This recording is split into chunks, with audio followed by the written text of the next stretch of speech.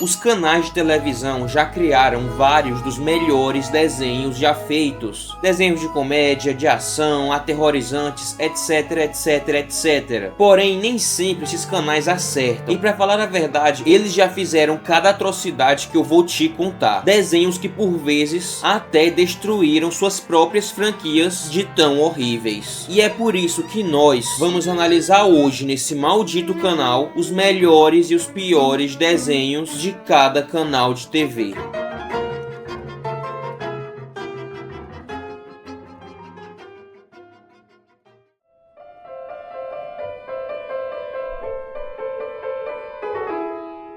Escolher o melhor desenho da Cartoon Network é quase uma missão impossível. Afinal, estamos falando de um canal que simplesmente definiu uma geração só com clássicos. Mas depois de pensar bastante, eu fiquei entre dois favoritos pessoais: Ben 10 e Apenas um Show. E como Ben 10 é uma das minhas franquias favoritas, decidi começar justamente por ela. Mais especificamente, por Ben 10 Força Alienígena, que na minha opinião representa o auge da série. Os episódios que eu quero relembrar hoje são os dois últimos da segunda temporada. Apesar de serem divididos em duas partes, eles funcionam como um verdadeiro filme. Tem ação, momentos épicos, transformações insanas e uma escala de ameaça que faz parecer que o universo inteiro tá correndo perigo. E o nome dessa saga é Guerra dos Mundos. Tudo começa quando a gigantesca frota dos Soberanos aparece sobre o planeta natal da raça do nosso querido Massa Cinzenta. Dentro de sua torre, Azimuth observa em silêncio a destruição iminente do seu planeta. Até mesmo a criatura mais inteligente do universo parece aceitar que aquela batalha já está perdida. É nesse momento que surge o Professor Paradoxo. Ele tenta convencer Azimuth de que ainda existe esperança, e essa esperança tem um nome: Ben Tennyson. Segundo o Paradoxo, o Ben já provou inúmeras vezes que é capaz de fazer a escolha certa, e agora ele é o único que pode impedir a invasão dos Soberanos. Só que essa conversa nem chega ao fim. A nave inimiga dispara um raio contra os dois, e Paradoxo os teletransporta no último segundo. E é aí que a Guerra dos Mundos começa de verdade. E sinceramente, só essa abertura já é cinema. Nosso querido Benio tá jogando futebol só de boa, pela noite e só com 3 jogadores em campo. Não entendi muito bem que futebol é esse, mas beleza. Nem dá tempo de se divertir porque o professor doidão aparece junto do Azimuth e explicam toda a treta galáctica. A real é que o próximo planeta que vai rodar é a Terra. Então os caras têm que ficar ligeiro pra deter esse ataque. Beleza, já sacamos. Resumindo, estamos fritos. Tá de brincadeira. Os Soberanos querem construir um portal intergaláctico na Terra para trazer toda a frota deles. E o plano da rapaziada é impedir esse portal de ser construído. Antes de ir, Ben lembra que fez vários amigos durante os episódios e vai reunir geral para a grande batalha. Os novos integrantes são Alan, um cara que tem o poder dos chamas, Cooper, um moleque que é gado da Gwen e faz qualquer coisa que ela pedir. Tudo por você, Gwen.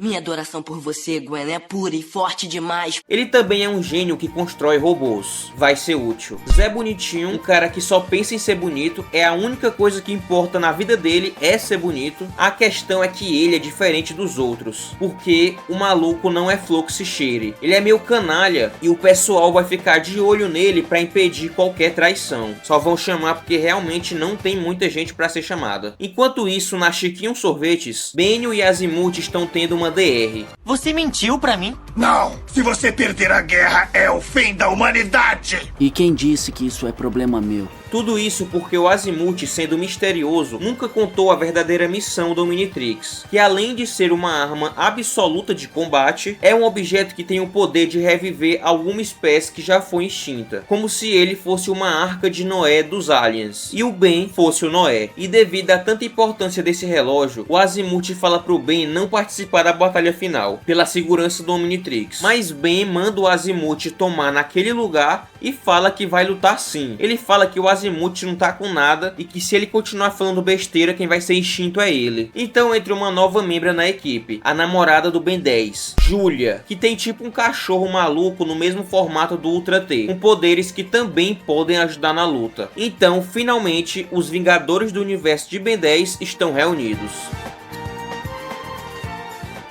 Chegando lá, o bagulho fica doido e o Benio já se transforma num bala de canhão pra descer todo mundo na porrada. Zé Bonitinho começa a ser mais agressivo com os DNA Aliens e Ben 10 puxa a orelha dele, falando que são apenas humanos transformados. E com isso em mente, descobre que o Omnitrix pode reverter o DNA deles para voltarem a ser humanos. O problema é que isso deixa ele exausto. Mas antes que o pior acontecesse, sua prima e amigo aparecem para ajudar. E galera, eu amo esse episódio, mas agora vem uma forçação de barra por parte do roteiro que é inacreditável. O moleque loirinho, apenas observando o Ben salvar as pessoas, consegue aprender o mesmo truque e criar armas para todo mundo usar. Simples assim, como se fosse só mais uma terça-feira. E agora todo mundo pode reverter o DNA das pessoas infectadas. Mas dane-se, porque isso não estraga nada. Vendo que a rapaziada não tá pra brincadeira, o Soberano decide adiantar os planos e ir mais cedo visitar a Terra. Gente, o portal tá sendo ativado. O que vamos fazer agora? Eu sei lá, porra. Todo mundo se junta para destruir o portal, mas ninguém consegue. Ben então se transforma no grandão para puxar o portal para fora da Terra. E até consegue, quer dizer, quase consegue, porque os soberanos conseguem se teletransportar. Ou seja... O próximo episódio começa com a frota dos soberanos invadindo a Terra, forçando o Ben a montar um plano para derrotá-los. E o plano que ele criou foi invadir a sala de controle deles e forçar o comandante a abandonar a Terra. Kevin mostra que nas aventuras anteriores aproveitou cada tecnologia alienígena que eles encontraram para tunar o seu carro. Com a ajuda do carro tunado, eles enfim conseguem encontrar o comandante dos soberanos. Ben se transforma no Fogo Fato e vai direto no comandante, que acerta um porradão e com um único soco consegue matar o Ben 10, finalizando assim o desenho com um dos finais mais tristes das animações.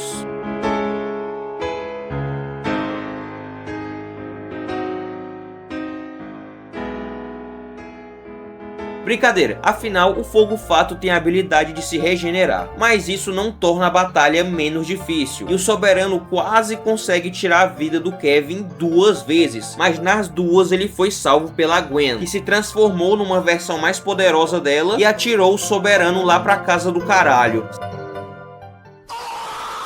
A Gwen ficou tão, mas tão poderosa que poderia talvez até derrotar toda a frota sozinha. O problema é que ela ainda não conseguia controlar todo esse poder e poderia perder a sua humanidade no processo. Mas graças às palavras do Kevin, ela volta à sua forma humana. Do outro lado, o Ben tá tomando o maior cacete possível do comandante, mas ainda consegue prendê-lo em uma armadilha. E quando tudo parecia estar acabado, ele revela que não tem autoridade suficiente para parar a invasão. Apenas o Soberano Supremo poderia fazer isso. No meio da conversa, aparecem mais alguns amigos para ajudar, sendo eles um cara da espécie do Quatro Braços, uma mina da espécie do XLR8, o Spike dos X-Men e ninguém mais, ninguém menos que o Vô Max. O Ben pede a nave da Julia emprestada e chama o Kevin, a Gwen e o Azimuth para irem ao portal, com a ideia de confrontarem o Soberano Supremo. E aí você se pergunta, qual alien o Ben 10 vai escolher para se meter nessa treta? E sim,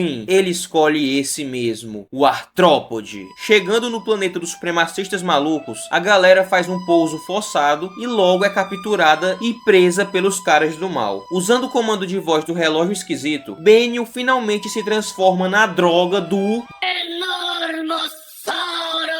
Chegando na sala de controle dos Supremos, os próprios dizem que já ouviram falar sobre o Ben, sobre ele ser um guerreiro que não desiste. Ben agradece e pede para pararem o ataque. O Supremo fala que a mera existência de vidas inferiores, como os seres humanos, incomoda os soberanos, e Azimuth intervém explanando o grande segredo dos caras. Mas antes de falar desse segredo, quero elogiar os diálogos dessa cena, que são muito bem escritos. Dwayne McDuffie, que Deus o tenha, realmente tratava essa franquia com todo o carinho e respeito que ela merece. Você é o verme terráqueo Ben 10. Li relatos de sua tenacidade. Obrigado. O que tem a ganhar nos feridos? Vocês são mestiços. Você quer deixar de lado as mentiras? Você me acusa de não ser sincero? Você é galviniano. Não Não se deixe enganar pelos insultos, Ben. Eles não estão atacando por se acharem superiores. Sua ridícula crença em pureza racial levou finalmente à esterilidade. Esta é a última geração. O segredo deles é que, graças às gerações de endogamia, os soberanos não podem mais se reproduzir, fazendo com que aquela fosse a última geração deles. E para não irem jogar no Vasco sozinhos, querem erradicar toda a vida do universo. Ben então pensa numa forma de resolver esse problema e manda o Omnitrix curar a espécie dos soberanos. Nossa, o Omnitrix aqui faz tudo, né? Fazendo eles se tornarem aquilo que eles mais odiavam: seres mestiços, miscigenados. Os Supremos ficam putos, cogitando até todo mundo tirar a própria vida de propósito, para pelo menos terem um pouco de honra no seu final. Mas aparece um antigo amigo do Ben, que graças ao próprio Ben, conseguiu entender que essa história de pureza racial é uma besteira, e tenta convencer os soberanos a aceitarem as diferenças. Eles, por sua vez, entendem a mensagem e o tornam o mais novo soberano supremo, finalizando assim o melhor arco de Ben 10. E agora vamos para o próximo desenho da lista, que, como dito antes, vai ser Apenas um show. um dos desenhos mais malucos já criados e um dos melhores também. O episódio que escolhi para ser analisado é o A Força. Justamente o primeiro episódio, que já mostra logo de cara como esse desenho iria ser lendário. O episódio começa mostrando uma televisão passando o WWE, e ao lado dela está o guaxinim mais doido da Cartoon, Rigby, que foi brilhantemente dublado pelo Charles Emanuel. Rigby perde a luta contra o boneco, e aí aparece o nosso também querido Mordecai, um gaio azul, e que foi brilhantemente dublado pelo Sérgio Stern. No meio da pancadaria, Rigby acaba acertando a parede e faz um buraco nela. Os dois ficam loucos de medo por causa do buraco, pois eles sabem que isso pode causar uma demissão. Depois de pensar, Mordecai acha que o melhor a se fazer é pedir um aumento pro Benson para ter dinheiro suficiente para consertar o buraco. O problema é que eles não sabem como vão falar isso pro Benson. Rigby até sugere fazer um Hambone. Hambone um dia vai salvar sua vida. Não! Valeu. O Pássaro Azul fala que isso é uma péssima ideia, então o Rocket pega um item que estava escondido, o teclado. O mais engraçado foi como ele conseguiu esse teclado. O Guaxinim simplesmente roubou de um mago que estava dando uma mijada. Logo eles batizam o teclado de A Força.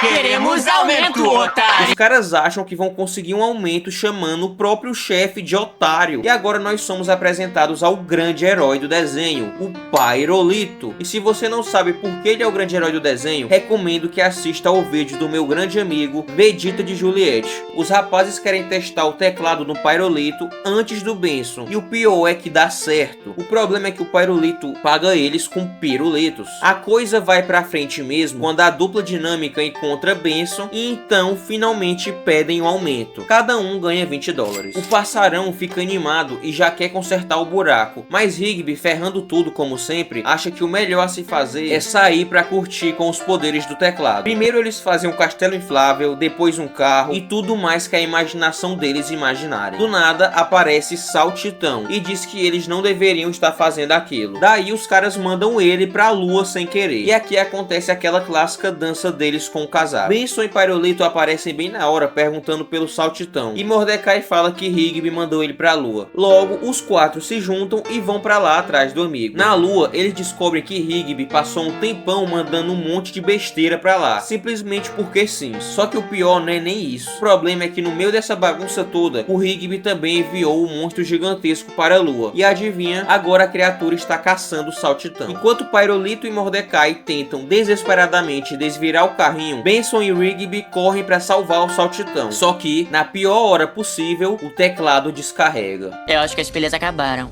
Quando tudo parece perdido, Rigby tem uma ideia brilhante: usar o Hambone. Ele começa a fazer o famoso movimento no monstro, que fica completamente distraído com essa idiotice. Essa pequena brecha é o suficiente para o Saltitão escapar e ainda salvar o próprio Rigby no processo. A galera se agrupa no carrinho e Saltitão usa a energia do carro para fazer o teclado funcionar, mandando todo todo mundo pra casa. No parque, Saltitão quebra esse teclado maldito, mas o pior não é nem isso. É que se antes tinha apenas um buraco na casa, agora a casa toda é o próprio buraco. Finalizando aqui o primeiro e excelente episódio desse incrível desenho.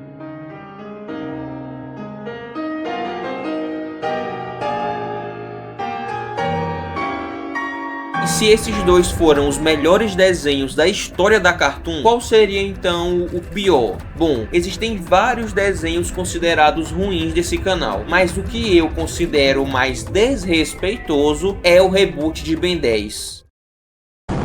E é esse maldito desenho que nós vamos analisar agora. O episódio escolhido para ser analisado foi o 20º da primeira temporada. E ele já começa como? Expedição de melhor passarinho.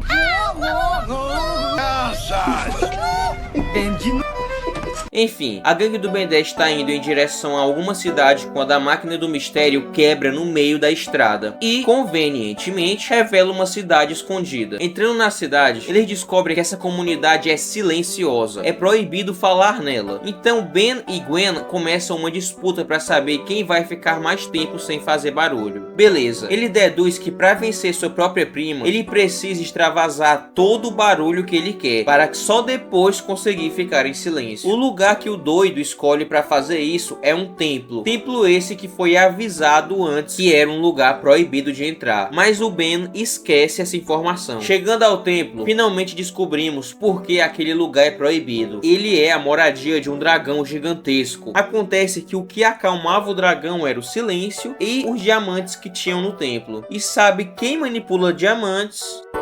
Uma garota da ilha então ensina uma técnica para Ben acalmar o bichão e dar tudo certo, se encerrando assim essa grandiosa obra-prima chamada Ben 10 Reboot, que eu espero nunca mais precisar falar na minha vida. Vamos logo pro próximo item da lista, que é...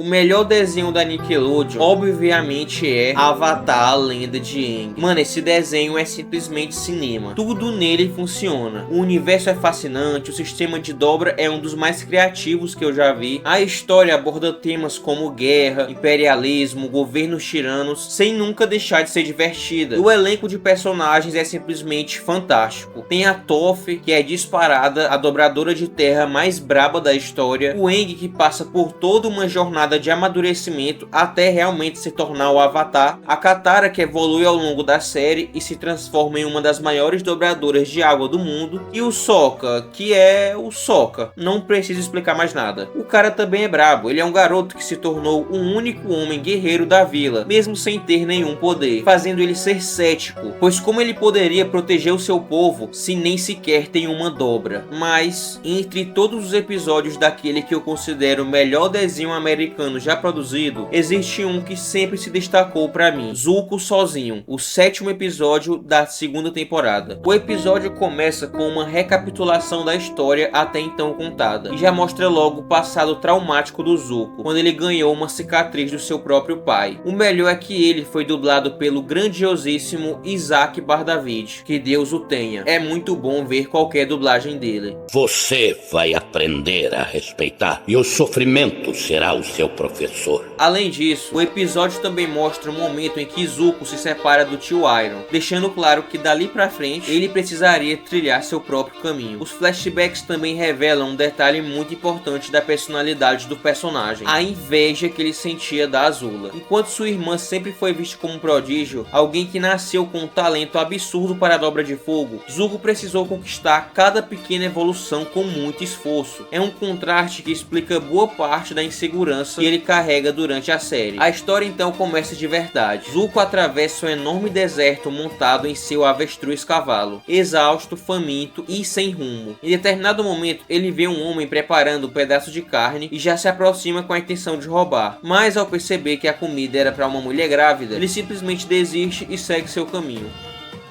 ele finalmente encontra uma pequena cidade, onde pretende comprar um rango. Só que a paz dura bem pouco. Dois moleques resolvem jogar ovos em alguns bandidos, e a culpa acaba caindo em quem estava passando na hora, o Zuko. E como ele não é X9, simplesmente não dedura os garotos. O problema é que os bandidos roubam a comida do Príncipe do Fogo. Um cara qualquer diz que esses soldados deveriam proteger os cidadãos, mas preferem usar a força para subjugar os outros. O moleque danado agradece ao Zuko por não ser o X9 e chama para sua casa prometendo dar de comida ao avestruz dele. Chegando lá, Zuko conhece sua família, um pai e uma mãe que gostam do Zuko por ele ter confrontado aqueles bandidos da Terra. Eles explicam que os verdadeiros soldados da Terra estão na guerra, como é o caso do irmão do moleque. Depois da confusão, a família pergunta qual é o nome dele, só que existe um problema aí. Como o garoto da casa já se chama Lee, Zuko não pode usar esse pseudônimo que ele estava acostumando usar. Então, sem saber o que responder, ele fica em silêncio. O pai da família diz que não importa, para ele o nome é só um detalhe. O importante é que aquele jovem precisava de ajuda. Como forma de agradecimento, a mãe convida Zuko para jantar com a família, mas Zuko recusa na hora. Só que o homem faz uma proposta: se ele ajudar a consertar o telhado, o pagamento será um jantar. Aí não tem jeito, Zuko aceita. Você não parece ser daqui. De onde você é? De muito longe. Tá indo pra onde? Lee, não fique fazendo perguntas pessoais a ele. Como conseguiu essa cicatriz? Não é legal incomodar as pessoas com perguntas que elas talvez não gostem de responder. O passado de um homem é problema dele.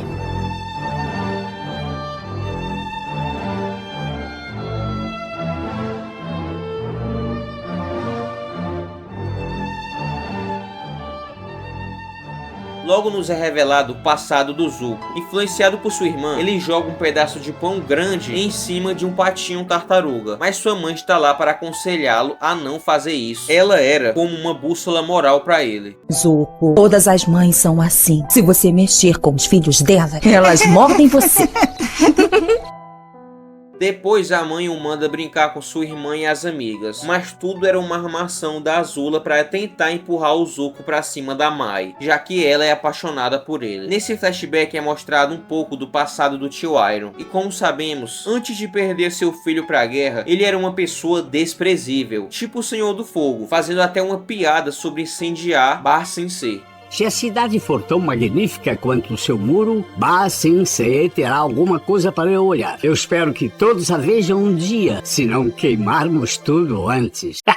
Os dois príncipes recebem um presente cada. Zuko ganha uma adaga e a Azula recebe uma boneca, que ela odeia na mesma hora e até faz questão de queimar. Azula mostra que desde pequena sempre foi agressiva, desejando que o tio Iroh morresse apenas para o seu pai se tornar um novo Senhor do Fogo. Voltando ao presente, Zuko está tirando o cochilo só de boa no celeiro, quando o garoto entra bem sorrateiramente para pegar sua espada. Só que Zuko não estava dormindo de verdade. O menino só queria treinar alguns golpes. Então, em vez de brigar, Zuko resolve ensiná-lo. Ele é justamente nesse momento simples que o episódio mostra o quanto Zuko já começou a mudar. Aquele príncipe impossível e consumido pela raiva começa aos poucos a dar lugar para uma pessoa mais humana. É por isso que Zuko Alone é o meu episódio favorito de toda a série. Zuko começa a enxergar o verdadeiro valor da vida humana. Um valor que, em tempos de guerra, acaba sendo completamente esquecido. No outro dia, aqueles soldados encrenqueiros aparecem de novo falando que o filho mais velho da família que estava na guerra foi capturado, mas Zuko interfere e os caras saem correndo. E aí vem mais um flashback que mostra sua mãe recebendo a notícia de que o filho do tio Iroh perdeu a vida em batalha. Nessa cena dá pra perceber que Zuko ficou muito mais abalado pela notícia da morte do primo do que a Azula. O Zuko ficou tipo, não, e a Azula ficou tipo, foda-se. No presente, o papai diz que vai pra guerra atrás de seu filho. O garoto pergunta se Zuko vai ficar com eles, mas Zuko nega e mete o pé dali. Depois vem outro flashback explicando mais sobre a relação dele com a irmã. E o clima deles era sempre de guerra. A Azula querendo humilhar o irmão e o irmão cedendo às suas provocações. E soltando mais do seu veneno, a Azula zomba do seu tio por desistir da guerra. Ela fala que ele desiste fácil, só porque o filho morreu. A mãe chega e diz que o Senhor do Fogo, Ozai, está chamando pelos dois. A Azula brinca que ele não é mais o poderoso Senhor do Fogo, que agora ele estava mais para um velho gagá do que qualquer qualquer outra coisa. Sua mãe não entende por que sua filha é tão insensível. O Senhor do Fogo, Azulon, pede para os netinhos contarem sobre uma história da Nação do Fogo. Zuko não sabe responder, mas Azula acerta a resposta. Com orgulho, Azulon pede que Azula mostre seus movimentos de fogo, e Azula acerta todos com louvor, recebendo elogios do seu pai, o Ozai, falando que ela era um prodígio igual ao seu avô. E Zuko tenta mostrar o que aprendeu e falha miseravelmente, caindo no chão igual um merda 2 vezes. Mesmo falhando, sua mãe diz que sente orgulho por ele nunca desistir, fazendo Zuko derramar lágrimas. O velho safado fala que não quer perder seu precioso tempo com esse lixo de neto, e manda todo mundo capar o gato. Ozai vai ao seu pai e diz que já que o Iron desistiu de lutar, ele deveria violar o direito de primogenitura e dar o título de Senhor do Fogo para ele. Azulon fica incrédulo com a cara de pau do próprio filho, que vem pedir isso logo depois do irmão ter perdido o filho, e fala que vai castigá-lo agora mesmo. Zuko e Azula estavam espiando. Enquanto Zuko foge por não querer ver seu pai apanhar, Azula fica vendo tudo e ainda com um sorriso no rosto. Azula descobre o cruel desejo do seu avô de tirar a vida de Zuko para que Ozai entendesse a dor que é perder um filho primogênito. A mamãe aparece e chama Azula para conversar, enquanto Zuko fica aterrorizado. No presente, a mamãe da família de fazendeiros aparece pedindo ajuda ao Zuko. Os soldados da terra voltaram querendo comida e o garoto usou a faca que Zuko tinha lhe dado para lutar. Os bandidos, alegando que o moleque já tinha forças para lutar, levam ele. Zuko promete à mãe que vai trazer o seu filho de volta. Chegando na praça onde o garoto Lee estava preso, ele diz que sabia que Zuko viria ajudá-lo. O Príncipe do Fogo esculacha os soldados que partem para a briga, derrotando 3 deles na maior facilidade do mundo. Porém, o terceiro é mais forte e fica jogando pedra no Zuko, machucando o príncipe ao ponto de ter mais uma lembrança. Nessa lembrança, a mãe dele o acorda no meio da madrugada e fala que tudo que ela fez foi para protegê-lo, e que mesmo se o pior acontecer, ele nunca deve abandonar a bondade que existe em seu coração. Acordando na batalha, Zuko usa seus poderes de fogo e rapidamente dá uma surra no dominador de pedra. Porém, toda a população fica com raiva dele ao descobrir que ele é do fogo. A própria família que o ajudou agora fala que o odeiam por ele ser quem é.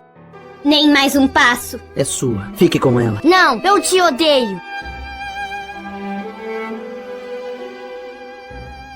Em mais uma lembrança, Zuko pergunta a Azula sobre sua mãe. Ela diz que ninguém sabe, e o pior é que mesmo sabendo que a própria mãe está desaparecida, ela não sente nem um pouco de remorso, e ainda fala que o vovô Azulon foi jogar no vaso. Saindo do palácio, Zuko confronta seu pai perguntando pela mamãe, e o Ozai tá tão em choque por tudo que aconteceu que nem responde o seu filho. Provavelmente aquele foi o pior momento da vida de ambos. Após isso é mostrado o funeral de Azulon, falando sobre suas conquistas, e sua família está no local vestida de branco. Na verdade, quem deu cabo do velho foi a mãe do Zuko, que fez isso porque o coroa queria tirar a vida do próprio neto. Então, juntando o útil ao agradável, em uma tacada só, o Ozai salvou a pele do filho e ainda conseguiu o título de Senhor do Fogo, que era o seu grande sonho. Ozai manipulou documentos para fazer acreditar que Azulon queria que o Ozai fosse o sucessor do trono. E como quem envenenou o velho foi a sua esposa, ele baniu ela do Reino do Fogo. Então, resumindo, foi um grande golpe de estado. E assim se encerra esse que pra mim é o melhor episódio do desenho. E depois de falar sobre tanta coisa boa, agora vamos para o desenho ruim da lista, que é, na verdade, era pra ser Fanboy e Chan Chan, um desenho que muitas pessoas dizem ser ruim, mas que eu sempre assistia. Porém, eu não encontrei os episódios desse desenho em lugar nenhum, então tive que escolher outro desenho pra aparecer, que é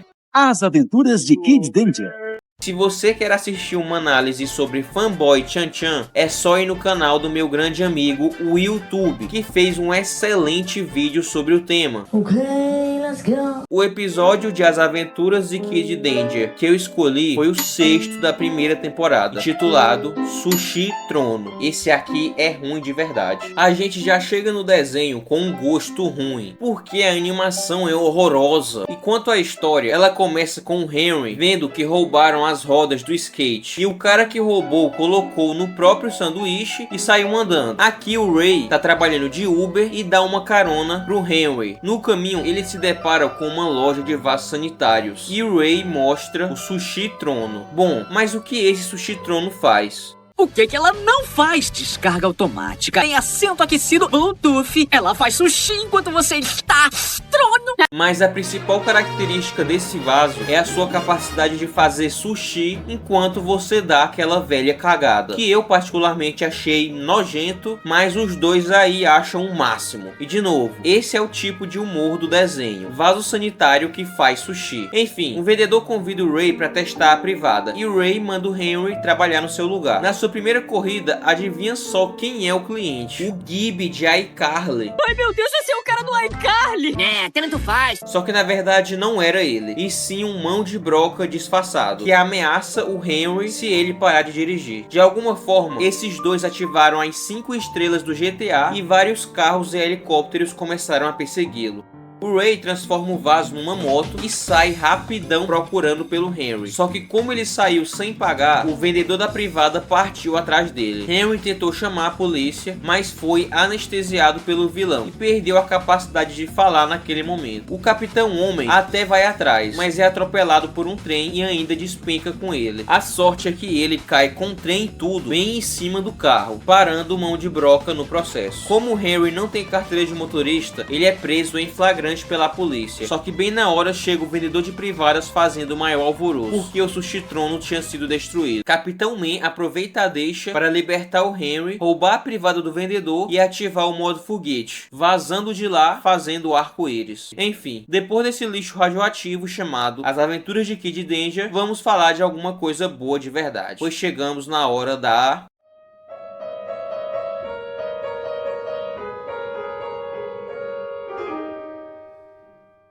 De todos os desenhos da Disney, eu coloquei como melhor Phineas e Ferb, um desenho nostálgico que marcou uma galera. E o episódio analisado é o 54 da segunda temporada. Um episódio clássico que simplesmente dura 45 minutos. Mano, eu achei que era só 10, me lasquei. Mas vamos lá.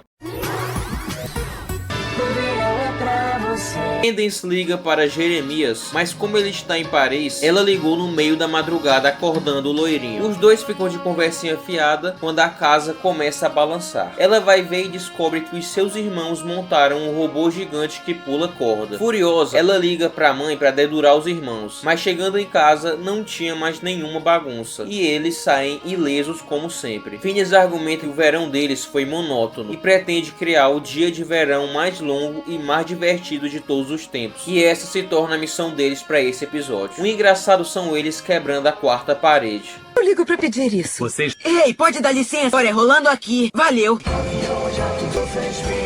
Enquanto isso, em um avião, o Dr. Doofenshmirtz está com sua filha a caminho de Tóquio. Ela fica meio zangada porque queria ir para Paris, mas vida que segue. Papais, enquanto arrumam as coisas, dizem para Candace cuidar de tudo, que ela é a responsável no local, e nada de ligar para encher o saco deles na viagem. Durante a noite, Candace tem pesadelos achando que o galego estava traindo ela com garotas francesas, e na mesma hora acorda ligando para Stacy, sua melhor amiga. Irmãos malucos acordam cedo para que esse dia dure ainda mais e mostram aos amigos sua mais nova invenção, a Estátua da Liberdade. Ops, quer dizer, o Solar 3000. Buford duvida que eles consigam fazer um dia durar mais que 24 horas e até aposta com os irmãos que o projeto vai fracassar. O acordo final ficou: se os irmãos conseguirem, o Buford vai ter que comer o inseto e devolver todas as bicicletas que roubou na sua vida. Porém, se os meninos perderem, eles vão ter que admitir publicamente que são controlados pelas leis da física. Isabela tenta fazer o Phineas reconsiderar a aposta, mas ele tá confiante que vai conseguir ganhar. Curiosidade foda: quem dubla o Phineas nos Estados Unidos é o ator que faz o Greg de Todo Mundo Odeia o Chris. Fim da curiosidade foda. Outra curiosidade é que 2 famosos cantores foram contratados para fazer uma ponta nesse capítulo, porém eu não faço ideia de quem são. Seus nomes são Aiken e Chaka Khan. Mais uma curiosidade foda: nesse episódio o Ferb fala 9 vezes, sendo até o momento do seu lançamento o episódio que o Ferb tinha mais falas em todo o desenho. Agora chega de porra de curiosidade foda, né, roteirista? Que sou eu mesmo. Perry Ornitorrinco aparece e recebe uma nova informação. Uma carta bem suspeita fala que seu chefe não foi sequestrado e está bem, e que o Dr. Doofenshmirtz está de boa no Japão indo para a convenção dos bons rapazes. Mas claro que Perry Ornitorrinco não acredita nessa idiotice. A subtrama da Candace, ela fala que o Jeremias nunca sequer chamou ela de namorada, então meio que ela não sabe se eles estão em um relacionamento ou não. Stacy dá a ideia dela chegar de uma vez e chamar ele de namorado, pra ver qual seria a sua reação. No aeroporto, o vilãozão está com sua filha e mostra que sequestrou o Major só de sacanagem. Vanessa fica muito zangada porque essa viagem deveria ser de pai e filha, e não mais uma história de vilania. Em casa, os garotos estão revisitando o trajeto deles e dizem que vão dar uma passada em Paris e no Japão. Buford fala que vai também para garantir que eles não trapaceiem e leva o Buzz LED junto. Candace aparece tentando estragar tudo, mas ao descobrir que uma das paradas seria Paris, o lugar que seu namorado está, ela decide ir junto na maior cara de pau do mundo. O avião decola com toda a rapaziada e as mini escoteiras ficam encarregadas de consertar o quintal e preparar a festa de boas-vindas. No Japão, Vanessa está dando uma olhada na famosa Torre de Tóquio, quando percebe uma bexiga gigante pendurada lá em cima. Seu pai assume que colocou ela lá para jogar na convenção dos bons rapazes e colocar a culpa no Major. O engraçado é que Doofenshmirtz nem sabe por que tá fazendo isso. Phineas precisa fazer um pouso forçado para encontrar óleo vegetal e usar de combustível, e cai justamente perto da casa das parentes da Stacy. Lá começa um mini clipe inspirado nos animes japoneses. Na Torre de Tóquio, Vanessa carrega o Major junto com seu pai, mas só por um momento. Depois ela fica brava e mete o pé. Na hora aparece o Perry, que sem querer faz o balão gigante girar loucamente, acertando em cheio na Vanessa, que por sorte cai bem no avião dos crias. Vanessa dá de cara com o Ferb, que fala seu nome. Ferb? Vanessa? Pelo que eu andei pesquisando, o Ferb namora com essa Vanessa no futuro. Doofenshmirtz fica com raiva por terem levado sua filha, que decide ir com eles por livre e espontânea vontade. Ele pede ajuda ao Major e ao Perry, que topam ajudar depois do doutor insistir muito. A rapaziada está de boa viajando sobre o Himalaia. Acontece que o peso da Vanessa atrapalhou o desempenho do avião, que bateu e caiu no meio do Himalaia. Banglet fala que tem um tio que mora lá perto. Coincidência, hein? E os rapazes vão até a casa do tio dele. O tio do Banglet tem uma fábrica no Himalaia. Esse cara se passa por monge, mas ele na verdade é um mega empresário. Entrando na empresa dele, começa um musical no maior estilo indiano. Phineas, que não é bobo nem nada, pede uma bola de elásticos dele. Vanessa e Candace estão procurando o sinal de telefone quando os outros rapazes passam por elas. Doofenshmirtz cai do avião e na queda vira uma bola de neve gigante, que rola em direção às garotas, batendo no avião e caindo todo mundo junto. O avião decola, busca a Candace e joga o doutor lá pro rumo do Major e do Perry. Logo começa mais um musical do avião passando por vários lugares, como uma selva, a muralha da China, o oceano, a Arábia, o Taj Mahal, o Coliseu, o Egito, a Itália, até que finalmente eles chegam em Paris. Só achei paia que não colocaram o Brasil, né? Mas beleza. O avião encalha no Rio de Paris e Phineas passa a missão para que todos caçem alguma coisa, seja combustível ou peças. Candace aproveita a oportunidade para ir atrás do Jeremias. Vanessa chama o Ferb para dar um rolê de moto, dizendo ela que tinha alugado aquela moto, mas a verdade é que ela fez foi roubar. Phineas chama a Isabela para procurar as peças, ela aceita, mas finge que não tá nem aí. Candace passa a maior vergonha na frente de uma francesa e depois encontra o Jeremias, que parece estar se divertindo muito com seus amigos franceses, deixando a Candace triste de ciúmes. Ela sente que não faz a menor falta na vida do próprio namorado. Isabela tenta se divertir no encontro com o Phineas, mas ele só pensa no conserto do avião. E claro, tudo isso é explicado em mais um musical. Banglet e Buford chegam no restaurante francês, à procura de óleo de cozinha. O Banglet fala pro Buford ficar calado e deixar ele resolver, mas ele não consegue. E Buford mostra que sabe falar francês fluentemente e consegue um pouco de óleo vegetal no restaurante. Vanessa e Ferb estão juntos na Torre Eiffel quando de novo o Ferb fala. E pior é que o cara fala bonito. Parece que ele sempre coloca o trabalho na minha frente. Ai, eu já não sei mais o que fazer. Às vezes, quando a gente ama alguém, cada um tem que ceder meio a meio. Ele sai pra comprar flores e o Dr. Duffy aparece, mas mais uma vez eles brigam porque o doutor veio com o pessoal do trabalho. Ele fala como foi difícil encontrar ela, fazendo-a ir embora com seu pai e deixando Ferb sozinho.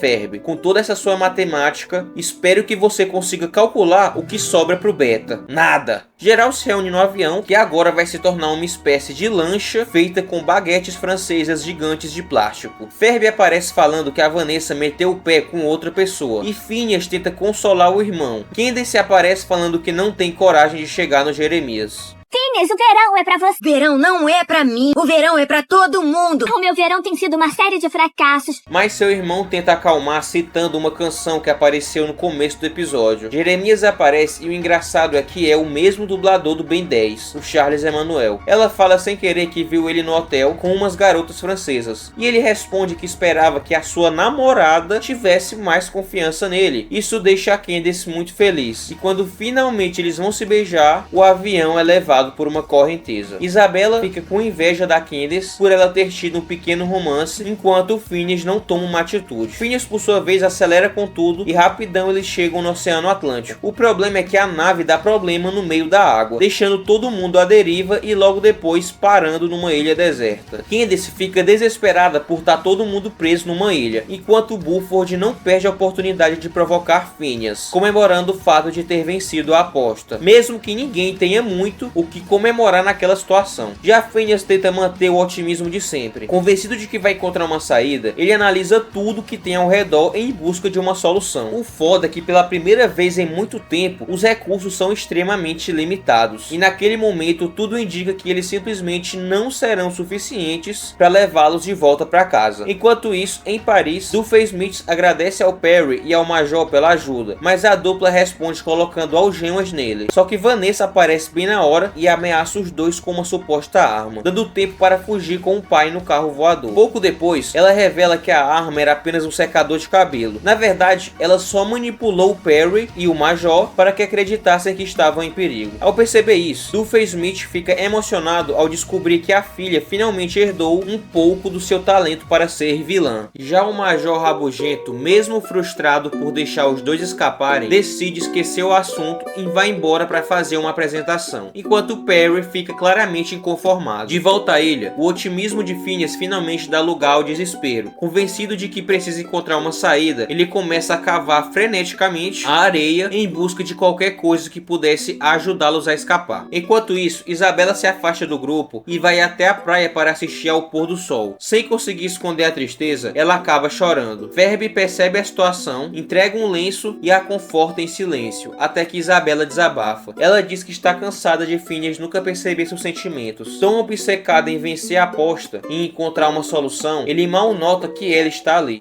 E tudo que ela queria naquele momento era que Phineas deixasse a aposta de lado por alguns minutos, apenas para sentar ao seu lado e admirar o pôr do sol. Assim que Ferb deixa os dois sozinhos, Phineas faz uma última tentativa desesperada, sugerindo até cavar um túnel por baixo do oceano. Mas pela primeira vez, ele finalmente aceita que não tem mais o que fazer. Sem alternativas, ele se senta ao lado de Isabela para admirar o pôr do sol. No começo, Isabela fica feliz por finalmente ter esse momento ao lado dele, mas logo percebe que Phineas está completamente abatido e tenta animá-lo, lembrando de todas as invenções incríveis que ele já criou. Quando menciona a confiança que ele teve ao calcular a rota usando o mapa de Ferb, Phineas tem um estalo. Ele percebe a solução, abraça Isabela para agradecer e sai correndo para colocar o plano em prática, sem nem perceber que a deixou completamente paralisada com um abraço. Phineas então coordena todo o grupo para transformar o enorme mapa em um avião de papel gigante. Usando os assentos do antigo avião e um elástico preso entre duas palmeiras como um enorme estilingue, ele improvisa sua última invenção. Candace acha que o plano é completamente maluco, mas embarca mesmo assim, ao perceber que é a única chance de voltar para casa e rever o Jeremias. O avião é lançado e atravessa o Oceano Atlântico em alta velocidade, até fazer um pouso forçado a poucos quarteirões da casa de Phineas e Ferb. Só que quando a vitória parecia garantida, surge um último obstáculo. A obra na rua impede que eles cheguem ao quintal a tempo. Faltam apenas alguns segundos para o pôr do sol, e tudo indica que eles não vão conseguir chegar antes que o dia termine. É então que Buford percebe que está perto de casa e toma uma atitude inesperada. Decide ajudar Phineas e Ferb a vencerem a aposta. Ele leva o grupo até sua garagem para pegar todas as bicicletas que ele roubou e usá-las para saltar pelo canteiro de obras. A única exceção é Candace, que só encontra um triciclo. Com isso, todos pedalam o mais rápido que podem em direção à rampa. O salto sobre a vala é arriscado, mas dá certo. Eles conseguem chegar ao quintal exatamente quando o sol desaparece no horizonte, vencendo a aposta por questão de segundos. Logo depois, os pais deles voltam completamente exaustos da viagem. Eles elogiam Candace por ter sido tão responsável durante o dia, sem fazer ideia da aventura completamente maluca que os filhos acabaram de viver. Cansados demais para qualquer comemoração, os dois vão dormir, enquanto a rapaziada finalmente pode celebrar essa vitória inesquecível. inesquecível. Para encerrar o dia, o grupo comemora ao som de uma grande apresentação musical, como sempre, com Phineas, Isabella e Candace sendo os principais cantores. No fim da música, Jeremias finalmente chega ao quintal. Ele conta que voltou de Paris o mais rápido possível só pra vê-la, e os dois acabam se beijando finalmente. Enquanto todos comemoram o final feliz, Phineas percebe que Perry está desaparecido e se pergunta onde o ornitorrinco foi parar. O que ele não sabe é que Perry ainda está em Paris, aproveitando o jantar tranquilo depois de mais uma missão contra o Dr. Doofenshmirtz. É o besta. Enfim, rapaziada, esse foi considerado por muitos o melhor episódio de Phineas e Ferb. Um episódio que usa o que esse desenho tem de melhor. Muita maluquice, mas também ótimos personagens. Agora sobre o pior desenho da Disney, o que eu discordo, mas foi o que apareceu quando eu pesquisei. A Dólar é Peixes, analisando o 21º episódio da primeira temporada, intitulado Dólares e Peixes. O capítulo começa, o trio principal, Milo, Bia e Oscar, juntos da ex-Margot, estão sentados de boa, quando na televisão começa a tocar o cantor do momento, Brandon Butler. A garçonete aparece e Oscar pede 4 milkshakes. Quando os dois saem da mesa, aparece o Randy e fica dando em cima da Bia, bem na frente do Oscar, e manda o Randy se lascar. Bia fala que não tem interesse no Randy, então ele responde dizendo que tem dinheiro para comprar ingressos pro show do cara lá. Oscar e Milo dizem que não precisam do dinheiro dele. Depois disso, Oscar e Bia juntam o dinheiro que tinham e conseguem comprar 2 ingressos. Já o Milo está completamente liso, sem nenhum tostão no bolso. Então ele pergunta quem vai pagar o ingresso dele. E o melhor é que o próprio Milo admite que nem sabe como conseguir dinheiro.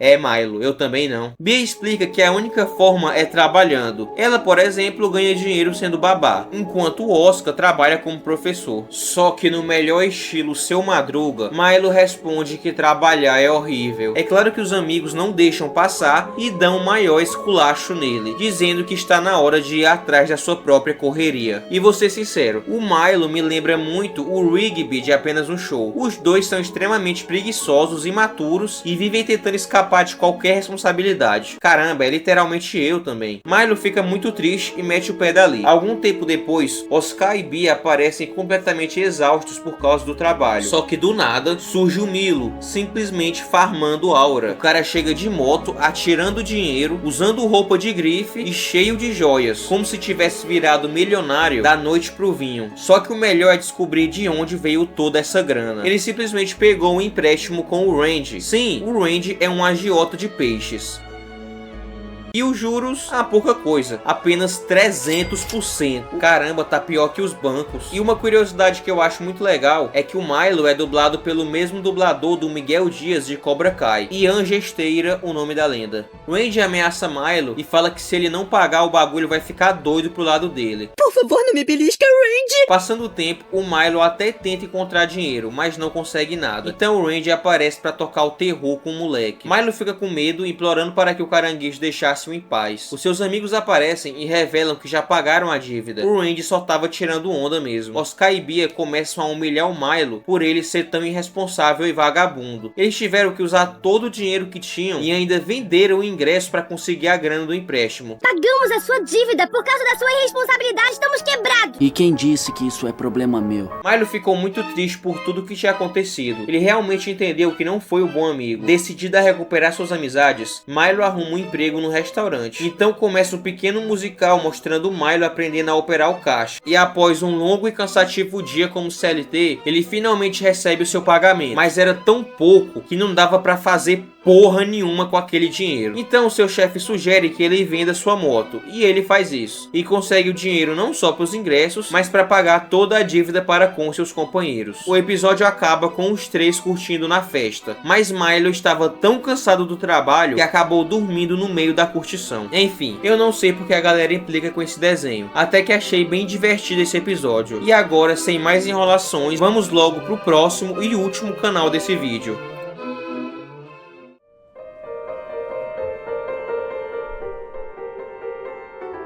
Na Disney XD, vou falar sobre o desenho favorito da minha infância desse canal. O desenho mais radical já feito.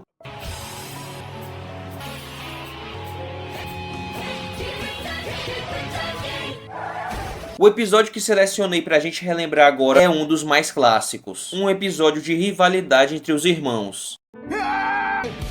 É o Brad, que não É o Brad.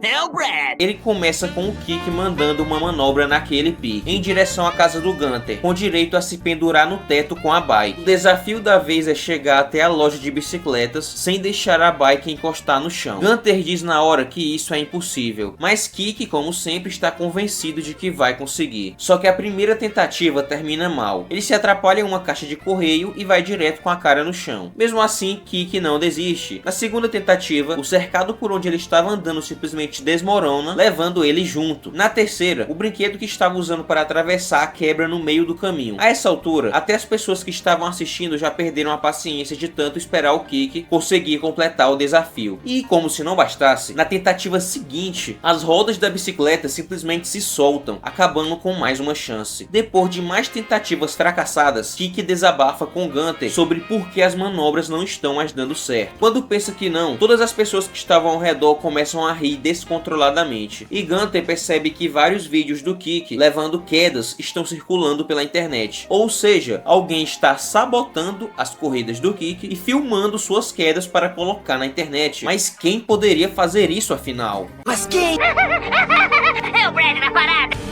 Kik confronta Brad perguntando por que ele estava fazendo aquilo. Brad responde que era para ganhar fama. Ele também estava fazendo camisetas com a logo "É o Brad na parada". Olha só, o Brad é um baita de um empreendedor digital. Daqui a pouco vai estar vendendo o curso de como trollar o irmão. Saindo do quarto, Kik ainda cai em mais uma pegadinha, mas ele continua tentando vencer o desafio e Brad continua atrapalhando, gravando e jogando na internet. O Brad chegou ao ponto de fazer sua própria linha de brinquedos. Ele começou a ganhar tanto dinheiro que estava usando cédulas como papel higiênico. Este lugar me dá nojo. Não importa como o Kik tentava fugir, ele sempre caía nas pegadinhas do irmão psicotapa. Kik estava à beira de um colapso. Ele não estava aguentando mais as molecagens do irmão, chegando a entrar numa espécie de pesadelo na vida real, mostrando que estava realmente abalado por ter um irmão tão arrombado. Gunter não reconhece mais o seu melhor amigo. Ele disse que nunca tinha visto o Kik ser tão medroso e covarde. Kik se olha no espelho e reconhece que ele se tornou um merda, mas graças ao apoio do seu colega, ele cria coragem para se levantar. O problema é quando ele descobre que a camisa do Gunter é justamente uma das que o Brad estava vendendo. E falando no danado, ele lança o desafio final pro Kik conseguir chegar até a loja de bikes. Brad diz que está preparado e não vai deixar o Kik chegar lá. Kik então se prepara para tentar mais uma vez, mas dessa vez ele está usando dos próprios planos do Brad para conseguir superar os desafios. O que o Brad fazia, ele estava um passo à frente. Ele aprendeu a burlar o irmão, mas Brad não ia deixar isso passar batido. Se o Kik vencesse, ele ia perder todo o seu império. Então ele fez de tudo para atrapalhar o irmão. Ele até coloca cola em um telhado, mas Kik é mais rápido e solta o pneu que ficou colado, fazendo Brad cair na cola também. Ele sai da cola, mas com parte do telhado colado nas costas, e prepara o bloqueio final para impedir o Kik. Kik então pensa rápido e encontra uma solução genial. Ele mira diretamente na direção do Brad. Como o irmão ainda estava com o telhado preso nas costas, acaba se virando de costas pro Kik, que aproveita como se fosse uma rampa improvisada e usa o próprio Brad para superar o último obstáculo. E pronto, agora é oficial. Kik finalmente supera o irmão e chega à loja de bicicletas. E sinceramente, Kik Budowski continua sendo, para mim, o desenho mais radical já feito na história. Mas agora chegou a hora de falar do último desenho do vídeo de hoje, Vingadores Unidos. E por que ele entra como o pior desenho da Disney XD? A resposta é simples, porque foi justamente a existência desse desenho que substituiu os heróis mais poderosos da Terra, que na minha opinião continua sendo a melhor animação dos Vingadores já produzida. Em vez de seguir a identidade da série anterior, Vingadores Unidos nasceu com um objetivo muito claro: se aproximar o máximo possível do MCU. Mas enfim, vamos logo pro desenho. O episódio em questão é o 16º da segunda temporada, e não me pergunte o porquê disso. Eu comecei esse roteiro há muito tempo e eu já nem lembro mais por que eu escolhi esse episódio pra analisar, só segue o baile. Enfim, o episódio começa com a Torre dos Vingadores destruída e o Tony Stark pedindo ajuda à eletricidade do Thor para ter energia. A ideia não dá certo e o aparelho explode. Gavião Arqueiro aparece dizendo que roubou o rádio do Capitão América e a polícia dá o alerta que o Homem Absorvente está dando trabalho. Gavião subestima o poder do vilão, dizendo que eles derrotariam ele até dormindo. Homem de Ferro diz que esse trabalho é o estímulo que eles precisam para seguirem em frente e agora descubro que na equipe só tem 3 Vingadores: Homem de Ferro, Gavião Arqueiro e Thor. Homem Absorvente tá dando uma surra nos policiais quando o Gavião joga uma flecha nele e fica se gabando. Thor subestima ainda mais o inimigo, dizendo que o Gavião nem deixou luta pra ele. Homem de Ferro chega falando que o que importa é que eles venceram. Acontece que o Homem Absorvente estava fazendo aquele alvoroço para libertar sua esposa, Titânia, que eu admito que eu não conhecia essa personagem. Os Vingadores subestimam totalmente seus inimigos. Homem de Ferro, por exemplo, ao invés de prendê-los, fica dando entrevista pra televisão, e nessa arrogância ele leva logo um porradão na cara pra ficar esperto. As várias faces de mim.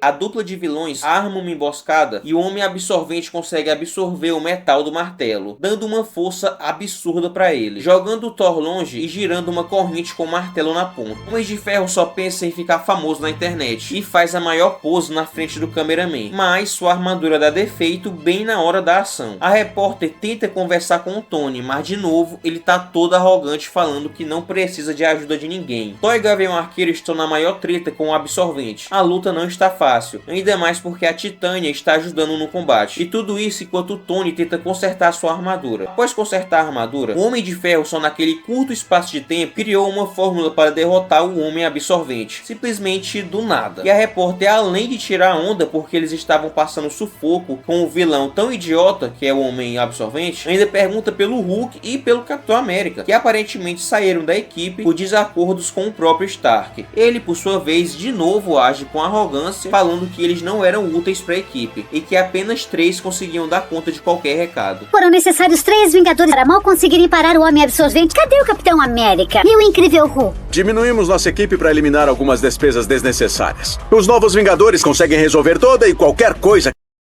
Brabo apenas. Os Vingadores vão pra torre, que tá toda ferrada, e se deparam com um Homem de Ferro tentando consertar sua armadura. Ele fala que está tudo sob controle. Ele vai resolver todos os problemas relacionados à torre. Seus amigos tentam consolá-lo, mas ele tá meio abalado, até porque ele tinha brigado com os outros Vingadores. Então a cabeça do palhação tava naquele preço. Ele vai falar com o Falcão, mas ao invés de ceder o seu orgulho, fica dizendo que os Vingadores estão derrotando geral e botando pra lascar com os vilões. Depois de falar um monte de merda, ele ainda pede que o Falcão volte pra equipe, e ele fala que nem a pau. Cara, acompanhar esse Homem de Ferro egocêntrico e imaturo é um porre. Parece que não aprendeu nada com seus amigos. Loucura. Outra coisa chata é o Thor, que na maior parte do tempo é só um idiota alívio cômico. Depois ele vai ter a sua importância, mas nesse começo ele fica só fazendo piadas e é bem chato. Enfim, eles saem da torre e falam pro Stark que ela está fazendo os barulhos estranhos, parecendo que vai desmoronar a qualquer momento. O Homem de Ferro leva a galera pra ficar no parque de tão ruim que a situação na torre está. Chegando lá, dão de cara com esses inimigos de roupas amarelas, mas o Homem de Ferro não está em 100% de condições. Toda a sua armadura fica falhando, fazendo ele ter que partir pra porrada com os inimigos. É então que do nada o Homem-Formiga aparece ajudando no combate.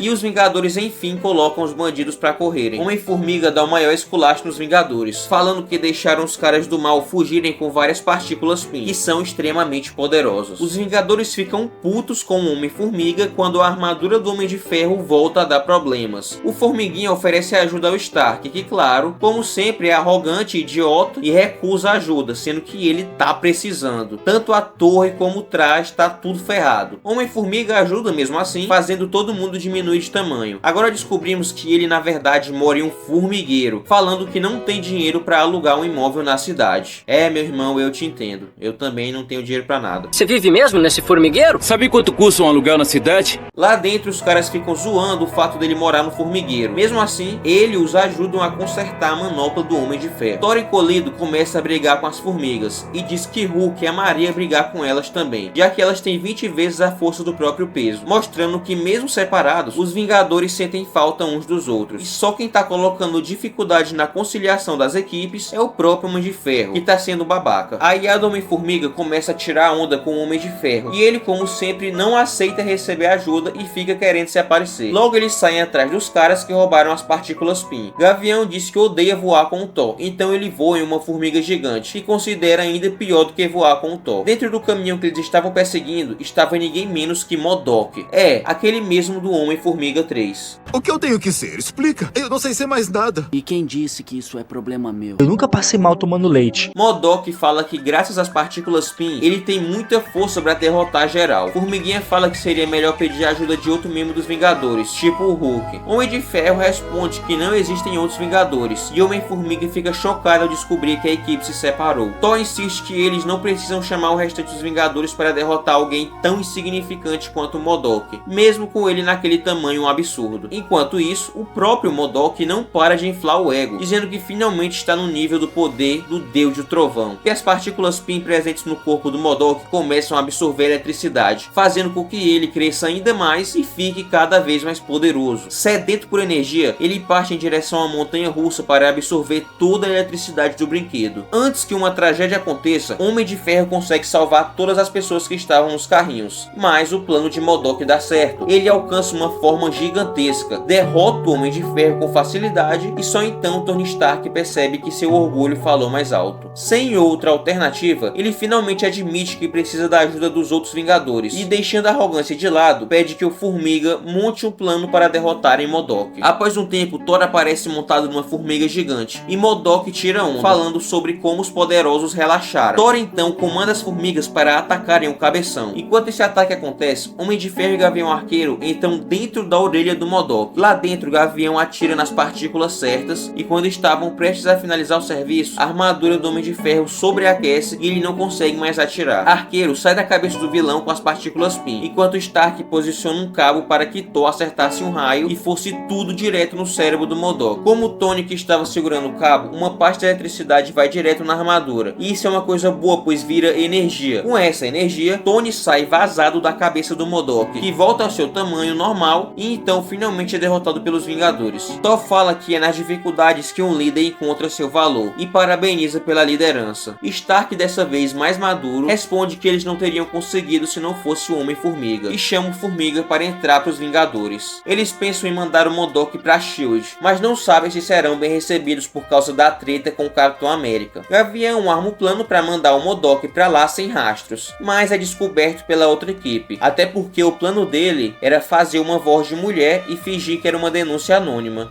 Muito burro. Nick Fury fala que todos os recursos da SHIELD estão investidos nessa equipe do Capitão América e do Hulk, e diz que os Vingadores sempre deixam um rastro de destruição por onde passam. O próprio Hulk fala que não faria isso, pois agora ele esmaga apenas com propósito. Esse Hulk aí tá muito estranho, hein? Rastro de destruição por onde passa. Nossa equipe não terá esse problema. Não, eu esmago com propósito. Viúva pergunta como vai ser chamada essa equipe, e Nick responde que eles que são os Vingadores verdadeiros. Como vamos chamar nossa equipe? Vocês são os Vingadores. Eu nunca passei mal tomando leite. E assim se encerra o episódio de Vingadores Unidos. Um desenho que até que é legalzinho, mas que é desrespeitoso quando lembramos que ele foi o causador do fim dos heróis mais poderosos da Terra. Então é isso, meus amigos. Muito obrigado por ter me assistido até aqui. Fiquem com Deus, que é a base de tudo, e tchau!